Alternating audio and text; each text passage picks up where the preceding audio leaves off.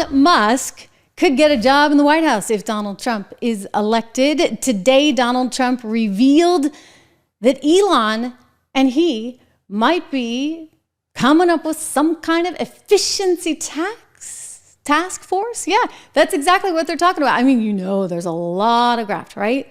Lots of dead weight in the government, shall we say. Well, Elon thinks he can help clean some of that up, and Donald Trump seems interested. Listen to him here at the Economic Club of New York.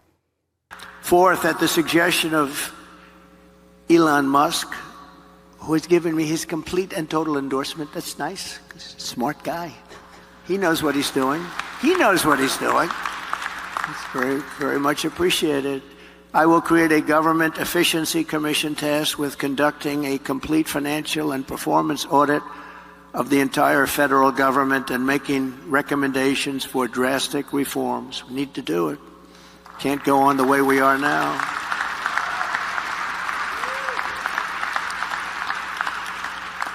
And Elon, because he's not very busy, has agreed to head that task force. Be interesting. If he has the time, that'd be a good one to do it.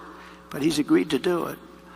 In 2022, fraud and improper payments alone cost taxpayers an estimated hundreds of billions of dollars.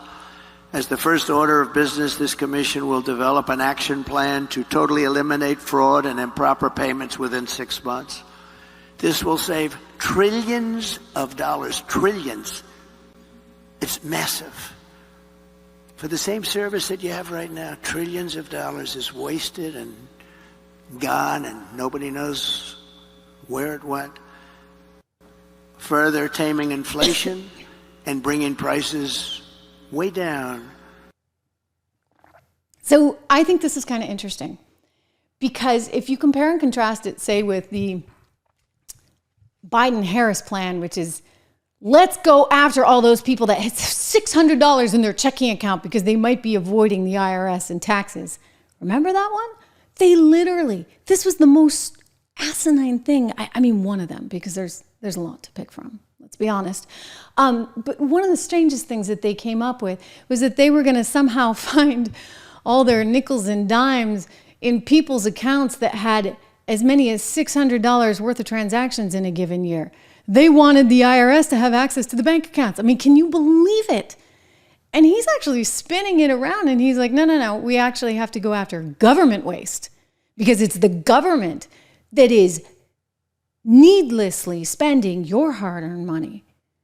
I mean, I'm not in any way advocating anything, other than, you pay your taxes, believe me, but it's a fascinating way to think about it because instead of saying, okay, I'm going to go after those little people, somehow they thought they were going to get billionaires, because every billionaire has $600 worth of transactions in their accounts. He's saying, no, you know what? I'm going after the government itself. Well, ladies and gentlemen, this scares the living daylights out of people. It really does. And so already, if you go on MSNBC, you see, Elon this, Elon that, Elon's going to be, so it's first of all, big bad Trump. Now it's big bad Elon. And they're frightened. They're frightened of change. The system has worked so well, apparently. Yeah, I say that with some irony over the last however many years. And we've racked up $35 trillion worth of debt and have no plan to actually fix it. Now he's talking about saying, I want an efficiency council to go in there and get rid of the government waste. And that scares them. It really, really scares them. We got the jobs report coming out this week. Actually, tomorrow we'll see how that's all doing. But I think everyday Americans know, the economy is just not in a really good spot, not compared to where it was.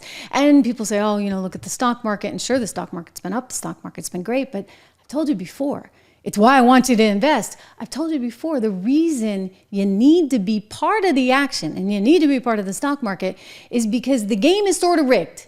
It's rigged against the average middle American. It's there for your people on the bottom that they can give handouts to. Let them eat cake. We'll keep them all happy and, keep on coming in. I'll keep giving you these freebies and maybe you'll vote for me because maybe we can kind of slide you under the radar, dare I say? Or better yet, we'll give you a path to citizenship and you can really, really vote. Just make sure you vote for me, Kamala Harris, Joe Biden or whoever the Democrat du jour is. Yeah. Or you can be at the very top, where again, you get Kamala on speed dial. You call, you say, hey, this is what I need. And all of a sudden, boom, presto. Well, what happens to everybody in the middle? They're the ones that are shortchanged.